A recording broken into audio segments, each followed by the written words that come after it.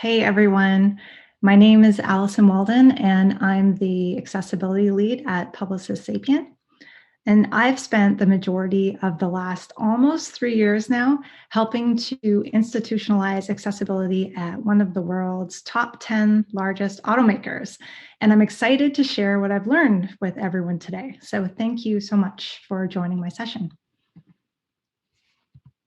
So my key learnings from this project that I'm going to tell you about and what I'm hoping you'll take away with you today are that no person or organization wants to exclude people from accessing content based on how they access it. This is just what ends up happening. And there's a 10-step process that can enable organizations to enable teams to create accessible content. So automotive companies tend to incorporate ideas of inclusivity and flexibility into their slogans, but as we're going to see, not necessarily their websites. And I'm showing some of these slogans on my screen right now. So Hyundai says to drive your way. Peugeot says building cars, people first. And Alfa Romeo, one of my clients' brands, has my favorite slogan. They say that beauty is not enough. And that's also true for websites.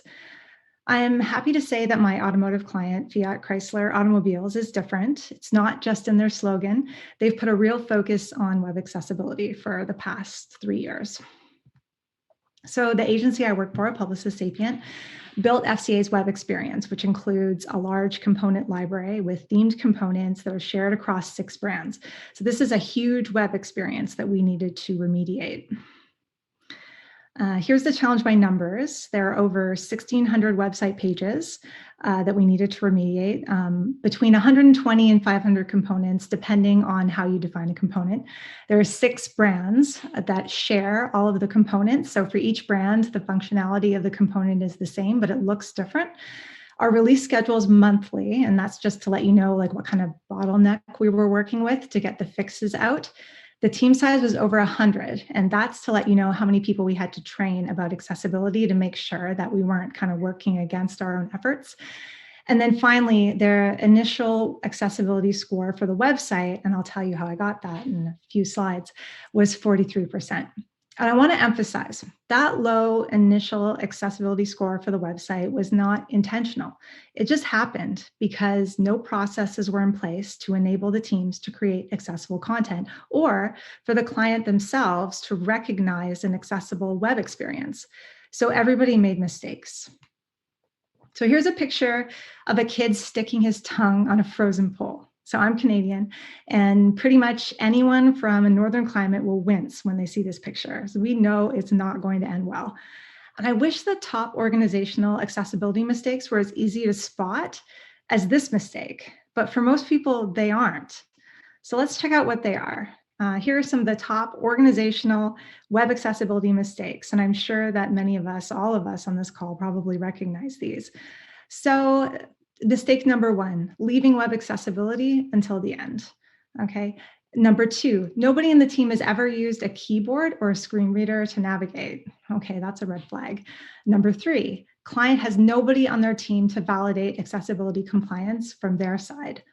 How about number 4, there's no keyboard or screen reader requirements documented anywhere. Number 5, nothing in the timeline accounts for accessibility testing by project phase. And number 6, a lack of diversity on teams. When we're wondering why so many web experiences aren't accessible, I like to ask the question, would you ask someone who's only ever driven a car to design the perfect bike? Of course not. They wouldn't be considered qualified. But that's what we're asking our creative and technical teams to do if we're asking them to design and develop an accessible website when they've never navigated with a keyboard or a screen reader or studied any aspect of web accessibility. The challenge for most people tasked to create accessible digital experiences today is that they're not qualified. They haven't tried navigating with a keyboard and screen reader, and yet they're being asked to design experiences that will be optimized for people who do. How? I've heard people express this challenge a lot. They say things like, and these are all fair things, right? I wasn't taught this in school. This wasn't part of my onboarding. Nobody said I needed to know that to work here, or I thought someone else was doing it. Or my personal favorite, everything we're doing is done on Amazon, or, insert your favorite popular website here. So it's okay, right? So here are the top web accessibility misconceptions of unqualified people. And I know I'm preaching to the choir here, but I'm going to quickly go through this list and refute all of them, if only to possibly give you all more ammunition to do the same when these come up in discussions someday, which they inevitably will. All right, number one, assistive technology users need or want a completely different experience. No, they don't. And Christina Alani reminded us in her excellent legal update today that having a separate experience for accessibility is not even legal. Number two, the beauty of the design will be negatively impacted by adding accessibility features. No, it won't. One of my favorite quotes on this was actually from the DQ CPAC training material. It said something like, if you want to make an ugly design, go for it, but don't blame accessibility. Number three, creating an experience with accessibility features takes 2 to 3 times as long. No, it doesn't. Not for a knowledgeable team. And in any case, it takes much longer to try and tack on accessibility at the end. Number four, when teams assume that there's no audience who would benefit from accessible content and functionality on a particular website. And believe me, I heard this a lot working on an automotive website. That's not true. I'm not going to talk about stats much in this presentation, but I'm sure this audience is aware that there are more than 1 billion people in the world with disabilities that could be the audience for any website. Number five, teams that think web developers alone can make websites accessible. No, we can't. I'm a developer by trade, and we can't do it alone. And leaving accessibility considerations to the end is only going to result in a degraded experience that costs more money. So with this lack of qualifications and all of these wrong assumptions that people make, they create internal tension on teams. They create tension when the creative team shows designs to the client that have had no internal review, and then they end up needing to be modified after they were already approved because they had accessibility issues, right? Has that happened to anyone? They create tension when a team that's not knowledgeable in accessibility compliance doesn't take the opportunity to guide clients in the design sessions, and they just let the client request inaccessible patterns. It leads us to a place where we feel like we're not all on the same side. And that's also what this talk is about, because I believe that we're all already on the same side and we just don't know it. I believe that nobody wants to exclude people from accessing content based on how they're accessing it. And web accessibility is just going to happen naturally when it's built into existing processes. So throughout the rest of this talk, I'm going to go through my 10 steps to institutionalizing accessibility across an organization. Now, instead of reading through the whole list right now, though, I'm just going to dive right into step one to save us some time. All right, so number one, appeal to whatever aspect of web accessibility that moves your audience. If you're trying to sell your client on making their digital experiences accessible, there are so many benefits that you could talk about. It's the right thing to do. It increases their user base. The competition is doing it, avoiding lawsuits. Today, I'm going to talk about using the competition to encourage our clients to add accessibility to their processes. So for my automotive client, I was asked to do a competitive analysis way back in 2018, and I'm going to actually share the results of that in a moment. This single deliverable ended up creating so much engagement with my client that since then, I do smaller versions of this for all of my clients, whether they asked for it or not. So here's an easy way to do a web accessibility competitive analysis that will really move your audience. So first of all, find your client's competitors. I used the enterprise intelligence website, craft.co. Number two, design a scorecard. Now, this is going to take you the longest amount of time, and you can use this scorecard for each competitor to test for accessibility indicators on their websites. I'm going to share my scorecard in a minute. And then third, you chart your results and show your client how they're doing. So there's no silver bullet test. People always ask, is there an industry standard score, like a percentage scorecard that I use? And my answer is no. There's no bulletproof way to get an exact accessibility score today that I know of. Automated tools, some of them will give you a percentage score, but they only catch about 30% of the issues. So my scorecard that I use measures for the presence of key accessibility features and the lack of key accessibility barriers. And what makes it strong, I think, is that I use the same test over and over. So here's a really high-level overview of my scorecard. You can see it's heavily weighted on manual testing. So 90% of the score comes from keyboard and screen reader testing of the top issues that I commonly find in audits. And I'm not going to go through those today, but I do have a list of the top 10 most common issues that I find in audits in Appendix 1. So you can check that out later in the deck. The other 10% of the score takes automated test scores into account, so like hardly at all, and external and internal web accessibility acknowledgements. So what I mean by external web accessibility acknowledgement is that they have some kind of web accessibility section on their website, and an internal acknowledgement is if the company staffs an accessibility lead. And like, as I'm sure it won't surprise anyone on this call, their website's already going to be better if they staff an accessibility lead. That's always been the case when I've done an audit. So here are the results of the competitive analysis that I shared with my client. This graph shows the web accessibility percentage score for each automotive website in 2018 with a series of black vertical bars. The thick white horizontal line shows the 50% mark. So you can see that in 2018, most automotive websites failed my scorecard test for web accessibility. So my client ranked fourth with a score of 43%, while Ford ranked first, scoring 81%. And my clients were shocked at how poorly the websites did across the board, with the exception of Ford and Nissan. So now the orange line superimposed on all of that shows the updated results from 2020. And it shows that 7 out of 10 of these automotive websites passed the test 2 years later, with FCA leading the pack with a 95% score, closely followed by Hyundai, which is another Publicis Sapient client. Ford and Nissan web experiences have actually degraded a little bit since 2018. So back in 2018, when I told my client about their 43% score, that was a tough conversation. It can be tough to digest that initial low grade, and they had a lot of questions.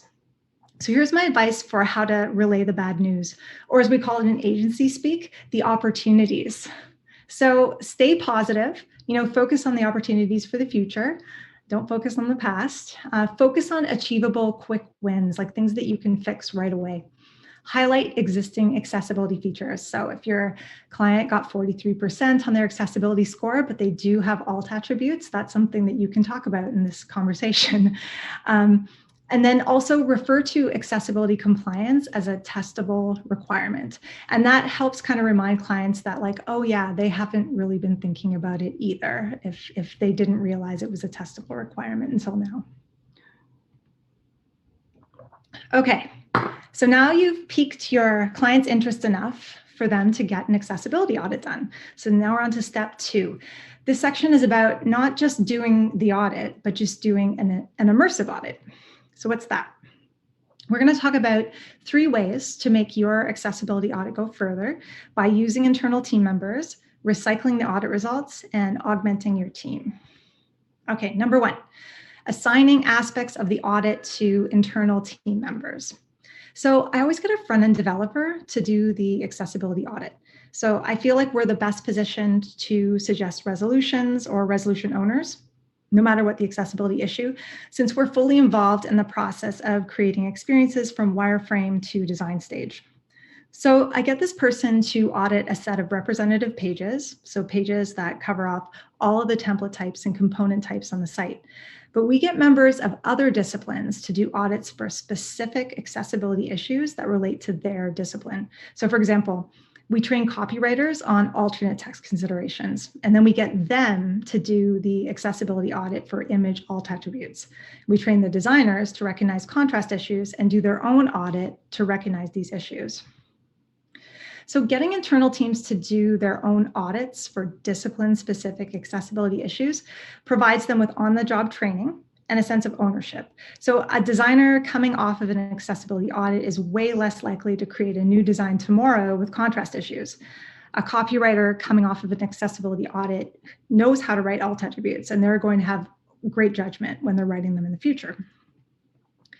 All right, so number 2, recycle your audit materials. So use your audit results to create future training materials and gather those materials as you're doing the audit. So for example, figure out the top 10 most common issue types on the site and talk about those first in your future training sessions.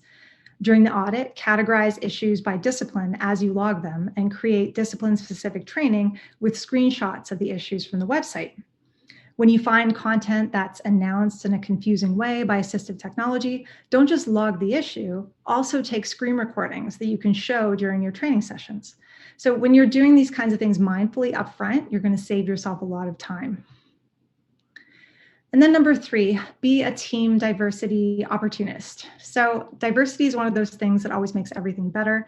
But here I'm talking about an opportunity to augment your team. So if everyone's too busy to do another accessibility review, why not hire someone from the outside? And why not try and find a real power user? So someone who uses assistive technology on a daily basis. So for part of our internal audit, we hired someone who had been blind since birth, and we did things like watched him try and use the experience and took notes on his pain points as a non-sighted user. And then finally, it will help you prioritize which issues to fix first later if you take a lot of trouble defining levels of severity and you make sure you assign them consistently. So here are my definitions for priority 1, which is the highest priority, to priority 4, which is lowest priority, issue severities. I actually make my auditors define P1 and P2 issues really clearly to help force that consistency.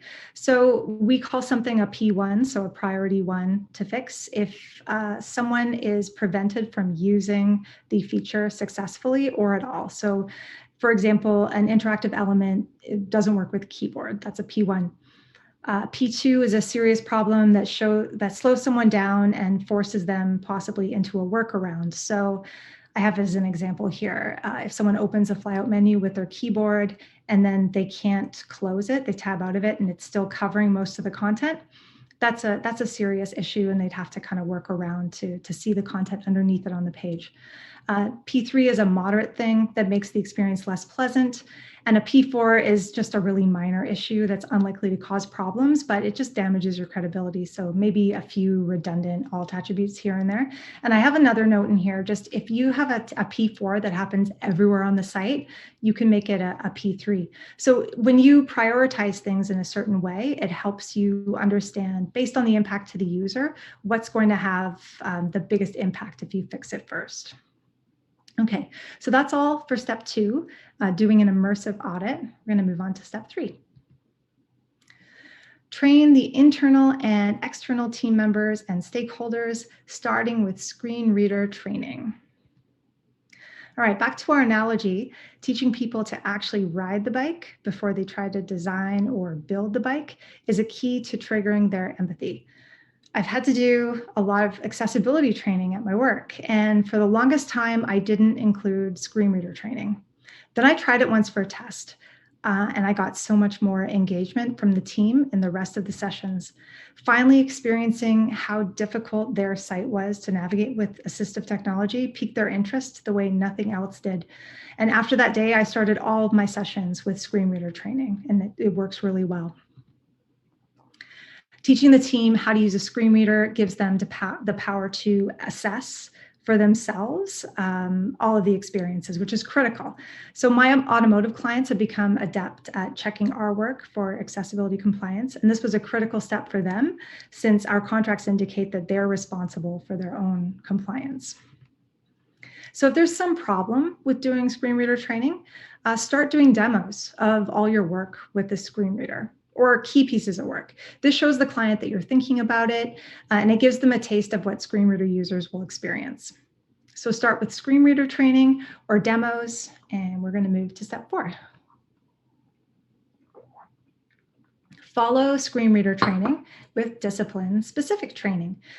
So the web content accessibility guidelines can be overwhelming for people accessing them for the first time. So that's why I went through the exercise of categorizing success criteria by discipline and focusing only on discipline-specific accessibility requirements with my teams first.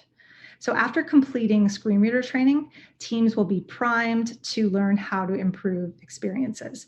So as mentioned in step 2, it's helpful to derive your discipline-specific training from the experience that your team is actually working on. It'll be way more relatable than if you just pick some random website. Keys to success for discipline-specific training include providing the teams with accessibility checklists for their discipline and illustrating everything with real-world examples that you found in the audit. Just a tip, don't just give teams the checklist without going through each item. It won't be as helpful. And here's another tip. You're bound to get a bunch of repeated questions from different team members. And I recommend that you turn common questions into blog posts. So instead of responding to someone's question in an email, write it up in a generalized blog post and then send them the URL. If you publish these blog posts internally or externally, you'll be creating a profile for yourself and a body of work while you're doing your regular job. And you'll also save time answering those questions on future projects when they're going to definitely come up again. So good luck with that discipline-specific training, and we're going to move on to step 5. Use remediation phase as an intro to how to design and develop accessible content by workshopping it. And you can teach your client and internal teams how to test for accessibility in this way. So remediation phase is challenging. You know what's wrong, but what do you fix first? So it's important to have a plan. So here's how we did it for FCA. As a first step, we fixed what I'm going to call web accessibility infrastructure. So making sure that the global navigation works and alternate methods of in-page navigation like a proper heading structure and landmarks are in place. So we wanted people to be able to at least get to the content that they wanted as a first step. So for us, this ended up taking about 20% of our overall remediation time. So second, we focused on remediating the functionality of basic website tasks. So we made sure that finding a dealer, checking out vehicle highlights, playing videos and stuff, all of that was made accessible. So this, again, took about 20% of our overall remediation effort. Step 3 for us was moving on to remediate more complex tasks on the site. So automotive websites, they can have some pretty complex functionality like vehicle configurators. We even have what's called a logoizer, where you can position a logo onto a vehicle online. So this ended up taking about 40% of the time that we took overall. And then finally, step 4 was polish. So these are all of the remaining priority 3 and priority 4 issues that some of which we're still working through on our backlog, fixing redundant alt attributes, for example. You might want to prioritize things differently. This is just one way. This is how we did it on my project. So when you're ready to start fixing things, you know what order you're going to fix them in. Here's a tip when you're trying to figure out a solution to accessibility issues. Don't do it in the background. Share your process with your client. So I'm showing a picture of a doodle on a napkin. Showing your work, like how you got to a proposed accessibility solution, gives you credibility, and it shows the time that goes into thinking of truly accessible solutions. So with my automotive client, we set up weekly meetings to discuss approaches for remediating accessibility issues. And one of the first things that I did with our laundry list of issues, I think there were like about 250 issues, I categorized them into 2 buckets. So number 1, issues that needed a visual design change to be fixed. And these are the kind that most clients are going to be really fixated on, the ones that are going to change the look and feel of the website. And then number 2, issues that were just code related. So something was broken and needed to be fixed to work properly, but otherwise there would be no change to how it worked. So fixing something for the keyboard, for example. So then we explained what this meant to our clients, and we set up a scenario where we could fast track issues that don't affect design. So meaning we could fix them without getting prior approval for specific code changes. This is really important because you don't want to get bogged down getting approval for every single, duplicate ID that you remove off of the website. A lot of web accessibility infrastructure elements from a couple of slides ago, like those very first things that we fixed, fit into this category. Okay, and then we used our weekly meeting to focus on workshopping issues that did require a design change. So changing the color to meet contrast requirements, for example. So here's a tip for those workshopping meetings where you're talking about new designs.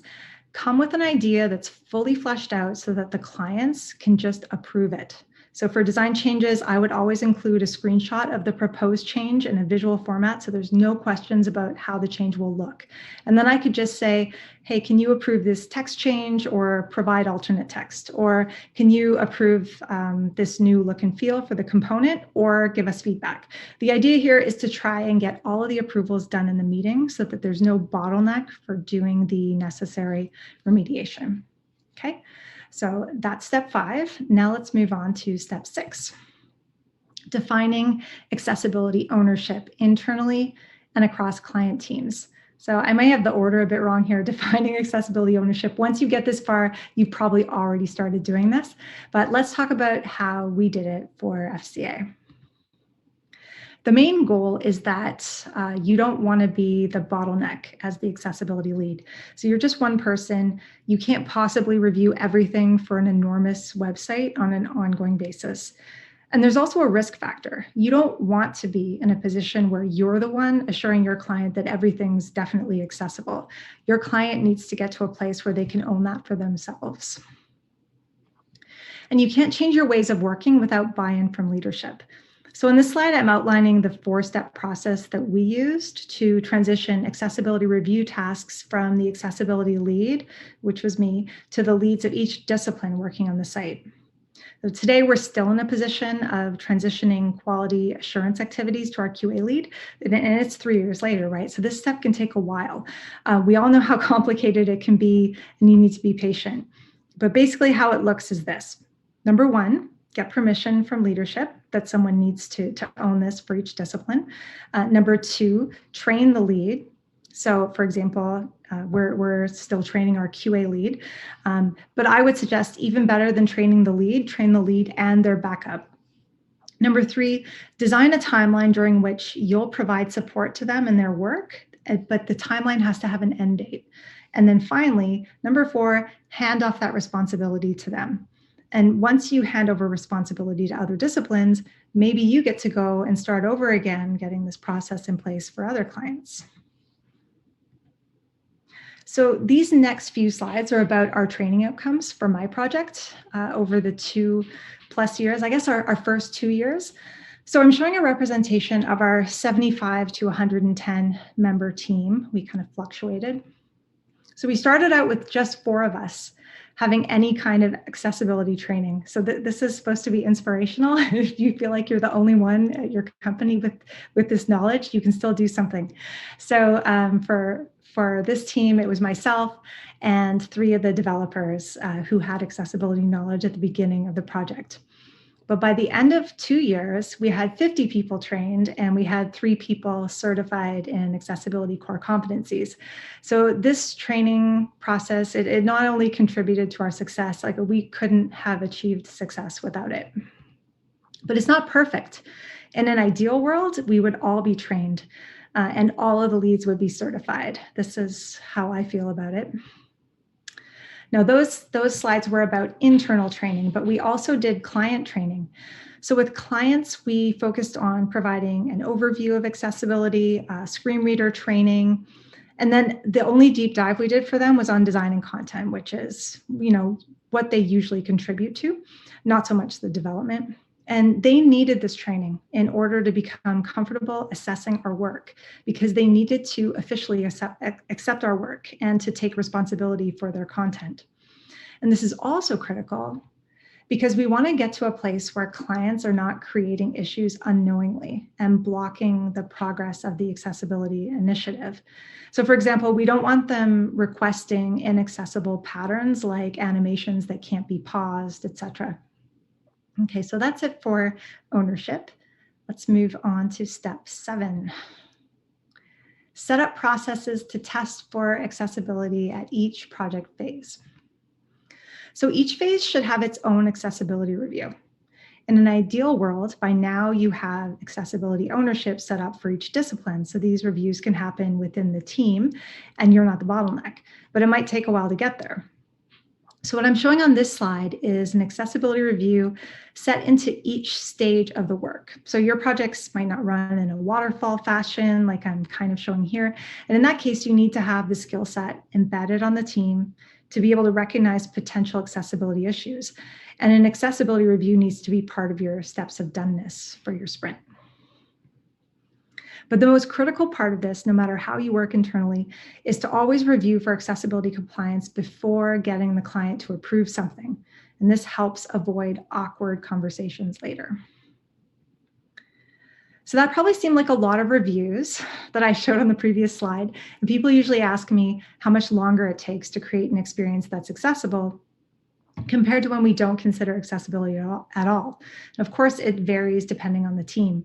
So for a completely new and reluctant team, I have seen it take up to twice as long, but for a completely new keen team, maybe 1.5 times as long. And for a seasoned team, they get much quicker, right? Maybe 15% longer than not taking it into consideration. I'm kind of showing this here. So as a team gets more experienced, it'll take them less time to make an accessible experience, but it'll never be as quick as not doing accessibility reviews, obviously. And I was talking with Travis right before the session about responsive design, and I was thinking about this graph I'm showing here. So this graph shows the same phenomenon for responsive design. And I was going to ask, does anyone else in the call remember back when we used to create experiences for a single desktop viewport? Obviously, Travis does. Imagine doing. I'm old. Are you calling me out for being old? So am Fine. I. I hope someone decides that. M dot sites we used to call them, right? Like take your user agent and send you to a totally different place. Totally, right? So, okay. So imagine doing 4 projects in a row, and these are just desktop projects. So 4 desktop projects of similar scope. So they would have taken about the same time to complete. So that's the yellow, thick, solid line on the graph that I'm showing you. Now, remember the first time, and maybe I'm just talking to Travis, remember the first time your team tried to build a responsive design? So if they were like my design and dev teams, they made a lot of mistakes, and it probably took twice as long as just the desktop experience. So that's the white dashed line in the graph above project 1. And then the next time we did it, we were smarter, and maybe it took 1.5 times as long. But by project 4, it only took about 15% longer. But it'll never be as fast as just doing a desktop site. Like, to get to a place where it takes 15% longer, though, you need to have everybody understanding how it works. You just need a seasoned team. And part of that is having disciplines take accessibility ownership. Okay, so on to step 8. Maintain an accessibility issue backlog in your issue tracker. So accessibility is a journey, not a destination. So you'll probably not get to a place where there are 0 accessibility issues on your website. On my project, we labeled accessibility issues, and we developed a plan of attack to fix them with our client. So the kinds of issues you could find in our accessibility backlog today include prioritized issues from our site-wide accessibility audit. Yes, a few years later, there are still some lower priority issues that haven't made it into a release. We also have new issues that we find when content is updated on the website. We try to fix higher priority issues right away, but sometimes lower priority ones can get added to our backlog to fix later, just so that we can launch, and this is at our client's discretion, right? Our components are really flexible. So another thing is it's possible for teams to author the components in unexpected ways and cause new accessibility issues that we never thought of. And these are either fixed if they're high priority, or if they're not, they're added to the backlog. And finally, our team's also in the middle of developing our own site-wide audit tool. So any issues found with this tool would be prioritized and put on the backlog as well. So my client dedicates about 10% of the hours for each release to accessibility work, and this fluctuates depending on what's happening. Obviously you can't just put the issues on the backlog and let them sit there. I try to push for the largest percentage for the accessibility work. And initially we used to have our own dedicated releases while we were right in the middle of remediation. But basically, you need to let your client decide how much of each release will go to dedicating accessibility fixes. I mean, they own that. But the one thing that you can insist on is that the right ingredients are needed. In order to fix the issues, the right people need to be staffed to the project with this area of expertise, right? Or it's not going to happen. And then finally, also, you can insist that the time to do this work needs to be accounted for. If there is an existing team that will suddenly be asked to also do this work when they never did it before, the throughput of this team will drop. This sounds really obvious, but you really need to explain this to your clients, or at least I did. I'm highlighting these kind of obvious things because many times the work that we do to make something accessible is invisible to clients. And we have to make sure that they recognize it and enable the work to happen. So investing in accessibility, each release, making sure people are staffed to fix the issues, and making sure teams have the time to do this work are the essential ingredients to maintaining a healthy accessibility backlog. Okay, so we're getting there. We're going to move on to step 9. Set up mandatory training. So we've already talked about the specifics of training. This section is more about making the training repeatable and mandatory. So there's a minimum amount of training I'd recommend.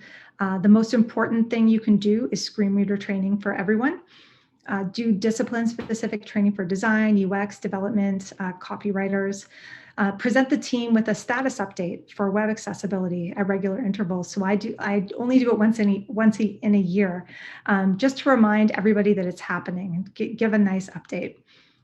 Depending on the nature of your work, you could also add some really detailed discipline-specific training. Like I did a really detailed unit on reflow with the UX team, for example. Some considerations for your training design. If your team has a high turnover rate, you might need to repeat it more frequently. A really busy, stressed out team is not going to retain information as well. This could indicate more than an issue with your training cadence, though. It might mean you need to allow your team more time to do things right.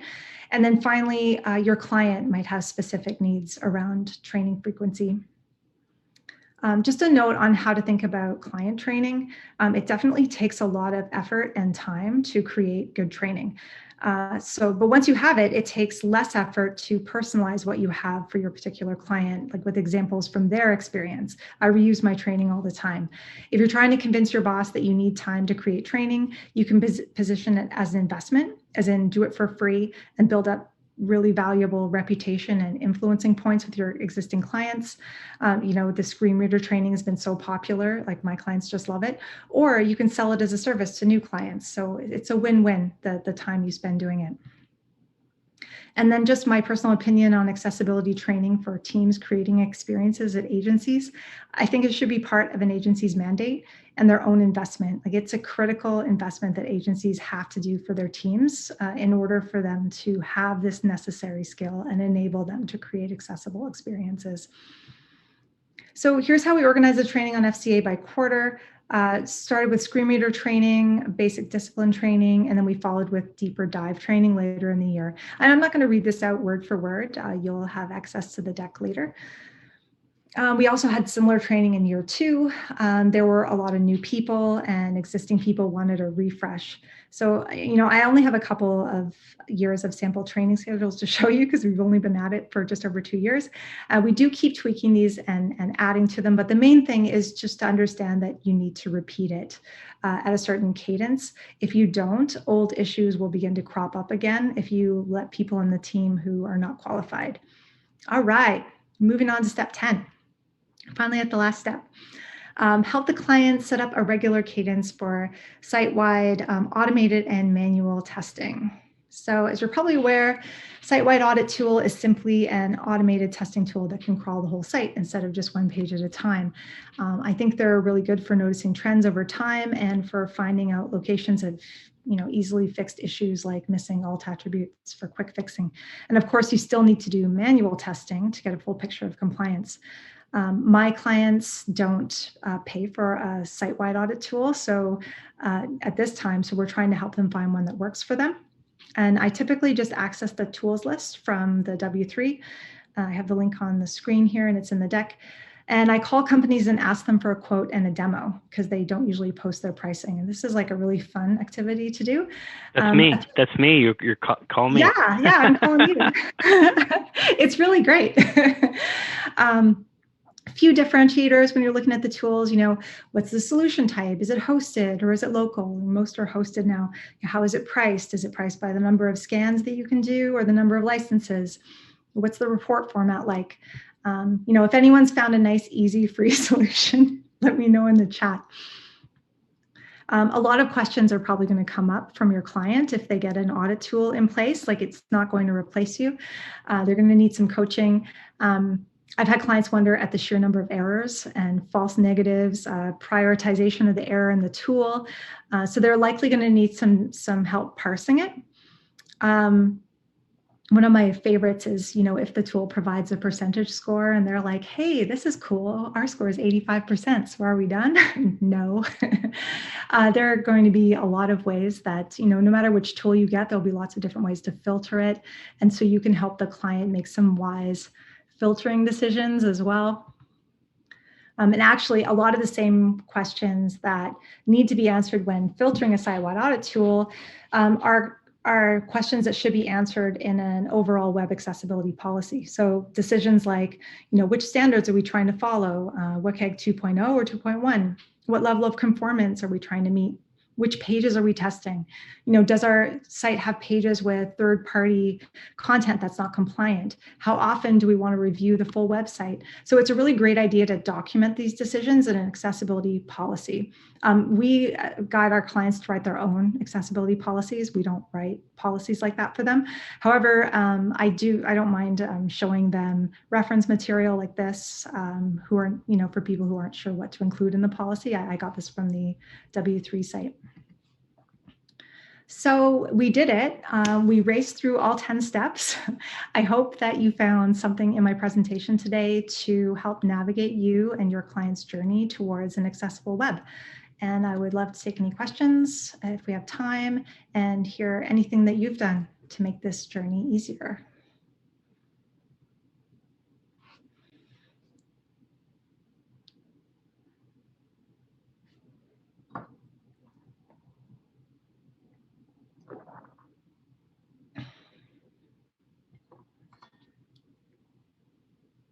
I can't hear you, Travis.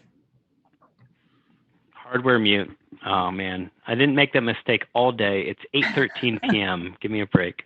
No, I was thanking you for the content, not only as the moderator but as a consumer of your presentation. It was great. We do have some time for some questions, and we've got some good ones. I'm going to kind of use the upvoting method to get through them. If you don't mind. And let's see. Well, there was one that I shamelessly already plugged DQ at, and this is not a sales presentation. This is a conference, but I'll bring that one up because it's been upvoted a couple times. And this is from Carol. It says, can you elaborate on which automated tools you're talking about when you say automated tools can only catch 30% of accessibility issues, or the issues that the tools commonly miss? And I'll save, I have my own party line reservations about that 30% number. I think it's higher, but this is your talk, so I'll allow you to answer the question. That's fair. And yeah, I'm excited to hear if it's actually higher. So I'm talking about any kind of automated tool, any kind of plugin or toolbar. Like, for example, I'll use the Wave toolbar, for example, or we have started using the Axe tool. We've started, many of the team members use A-Checker. These are all fantastic tools, and it's impossible to, or just it would be terrible to try and audit any kind of web experience without them.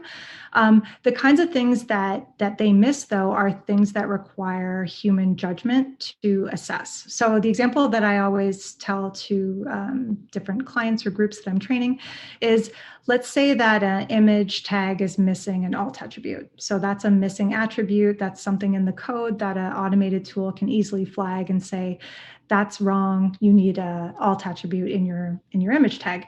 However, what if there is an alt attribute and it's just wrong? Like it doesn't describe the image, or let's say the image has embedded text, but the image alt attribute doesn't say what the embedded text says, or it's a link somewhere and it doesn't describe the purpose of the link. That's just wrong, but an automated tool is way less likely to catch something like that. That's something that you have to check out as a human and say like, oh, for that edit icon, it's not appropriate for that image to have the alt attribute of pencil, right? Is a good example. Absolutely. Great. Couldn't have answered it better. I'm happy I put to the specific person that asked that question, I put my email address in the reply. I can get those numbers a little bit higher, not to make this a sales pitch, but I think we're doing a lot better with what we can detect.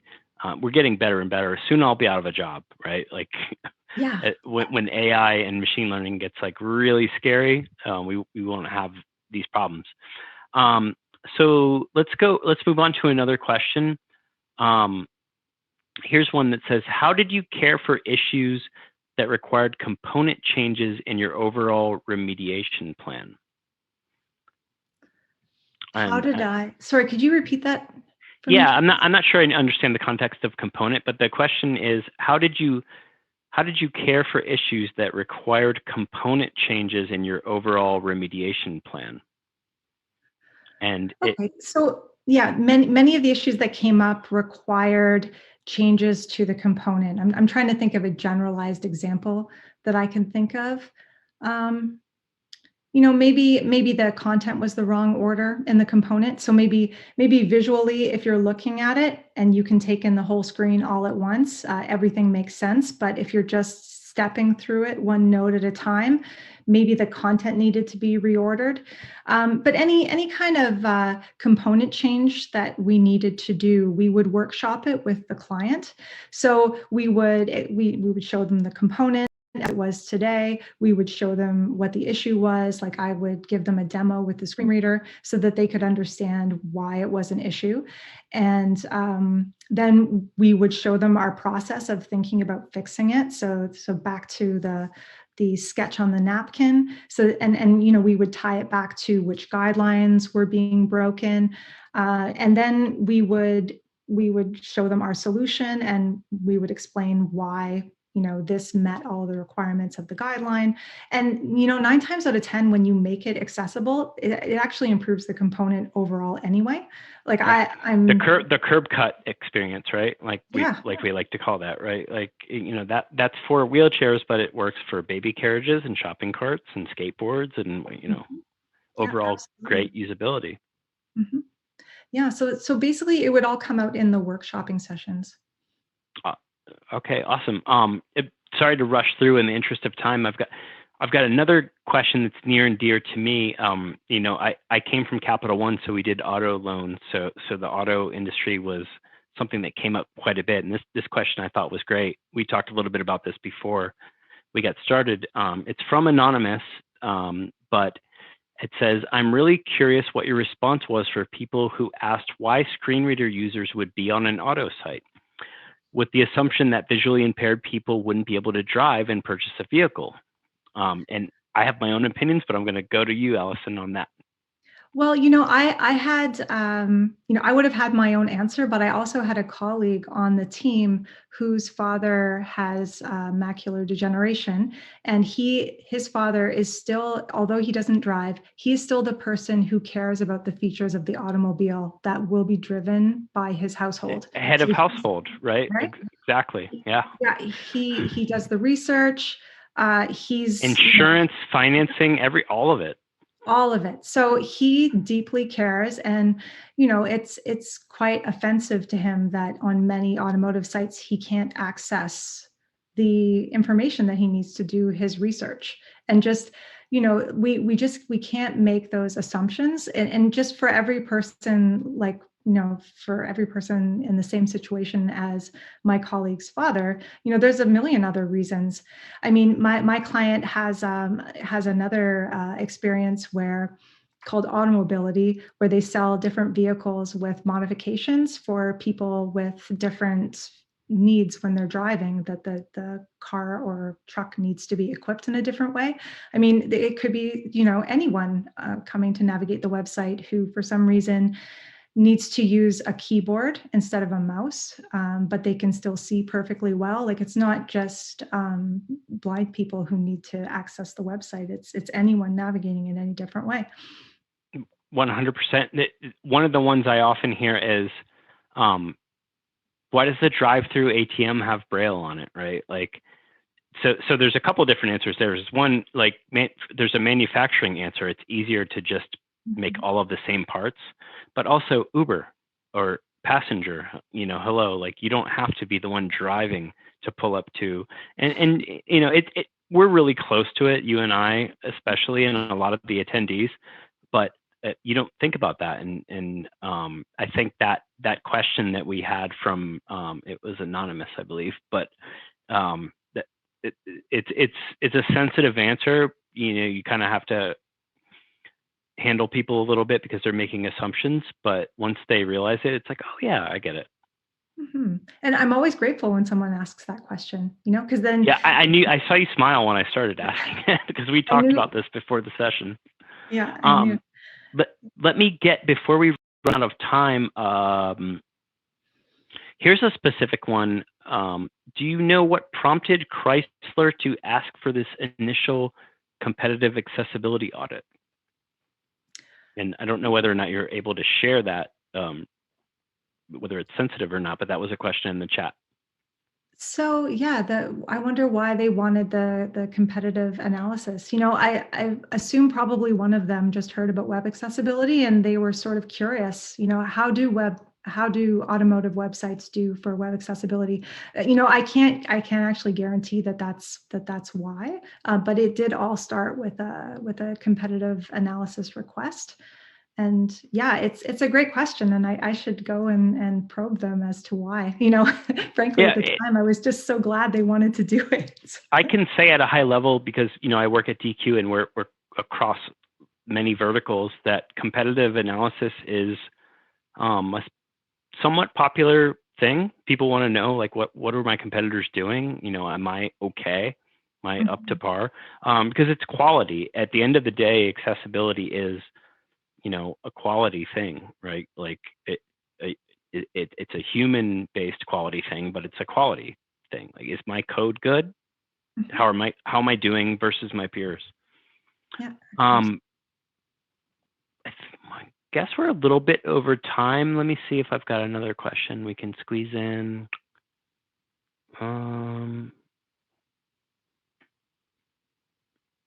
Oh, here's a good one. How did you find a diverse group of people to take part in your QA testing that you mentioned? Well, that's a funny story. We actually overheard this guy talking in a pizza place at lunch about what it was like to be a blind developer. And we kind of perked up right away. We're like, oh, blind developer, this guy has to come and do some work for us.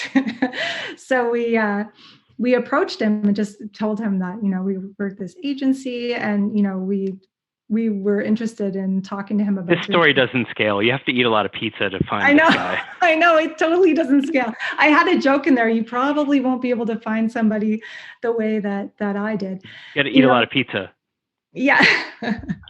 I do find that, other times when I've had the opportunity to outsource some accessibility review work, I've had the luck to, get someone who's a real power screen reader user. It's happened more than once. And it didn't happen to be something that I requested from the agencies, but, I do believe that there are a lot of like real power screen reader users who also use that as their profession. So, I'm not sure if you can request someone to be like a extreme power user, but you could try that as well. Awesome. Well, that was again, that answer doesn't scale, but that was a truthful answer of how you figured that out. yeah, I mean, crowdsourcing is a thing, right? Like it's often just going out and finding the people that can help you with that. I think we're pretty much over time at this point. I'm going to go look at Q&A just to see if there's anything new. If not, I think we'll wrap it up. And again, thank you, Alison, so much for the content. For the participants, there are links at the bottom of the screen, and you'll get some.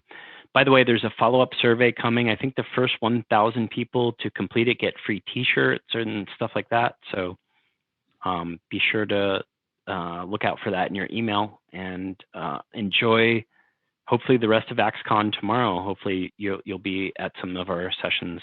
I have another 12 hours tomorrow to get through. Thank you so much, Alison, and our technical hosts and all of our participants. Thank you.